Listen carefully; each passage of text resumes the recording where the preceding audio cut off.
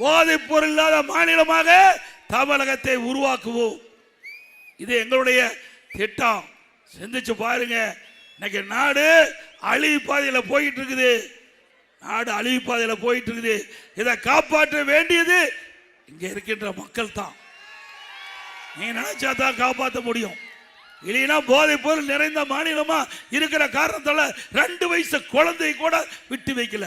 2 வயசு குழந்தைய கதற கதற பாலியல் கொடுமை செய்யப்பட்டு அதனால அந்த கொலை படுகொலை செய்யப்பட்டிருக்கிறாங்க.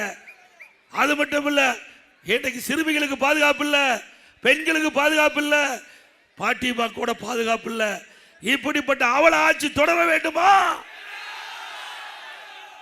ஆக ஒரு நல்ல ஆட்சி தமிழகத்திலே மலர்ந்தால்தான், ஒரு நல்ல ஆட்சியை நீங்கள் தேர்ந்தெடுத்து இன்றைக்கு ஒரு நல்ல வாய்ப்பை எங்களுக்கு கொடுக்கின்ற பொழுது இப்படிப்பட்ட நிலைமை முழுமையாக மாறும்.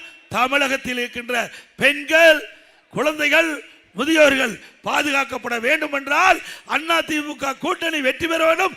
அதிமுக ஆட்சி அமைக்க வேண்டும்.